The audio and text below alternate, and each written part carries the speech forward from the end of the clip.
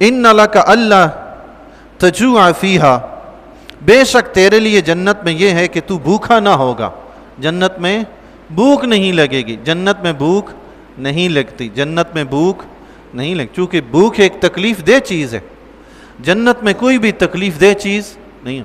پھر سوال پیدا ہوتا ہے کہ جب جنت میں بھوک نہیں لگے گی، اتنی ساری نعمتیں، وہ جو دسترخوان پھیلا ہوا ہوگا، 20,000 ڈشیں جس پہ لگی ہوں گی، وہ کھائیں گے کیسے؟ وہ کھا کے کیا کریں گے جب بھوک نہیں ہوگی؟ وہ کھانا ذوق اور شوق اور عیش و عشرت کا ہوگا، بھوک کا نہیں ہوگا۔ دنیا میں بھی آپ دیکھ لیں، بھوک کے علاوہ ہم نہیں کھاتے، کبھی برگر منگوا لیا، کبھی پیزا منگوا لیا، کبھی سموسے منگوا لیے، کبھی رول منگوا لیے، کبھی کولڈ ڈرنک منگوا لی، کبھی کیا، کبھی چلیں جی فش کھانے چلتے ہیں، کبھی کیا کبھی کیا، بھوک کے علاوہ بھی کھاتے ہیں نا۔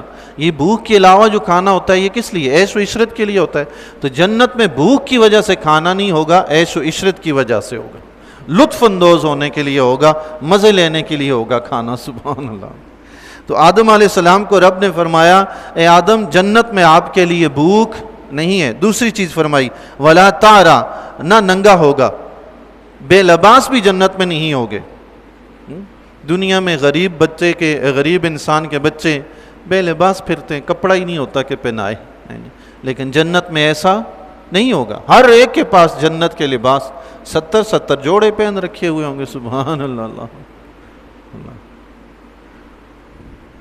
70 جوڑے پہنے ہوئے ہوں گے حوروں نے، اس کے باوجود 70 جوڑے کپڑوں کے پہننے کے باوجود حسن و جمال کا یہ عالم ہوگا کہ پنڈلی کے اندر کا گودا بھی نظر آتا ہوگا۔ سبحان اللہ۔ اللہ اللہ۔ تو جنت میں نہ بھوک ہے نہ بے لباسی، کہ لباسی نہ ہو۔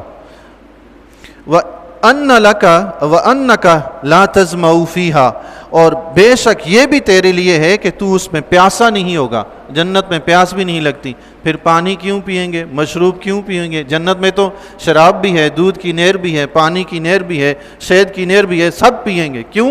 عیش و عشرت کے لیے، عیش و عشرت کے لیے۔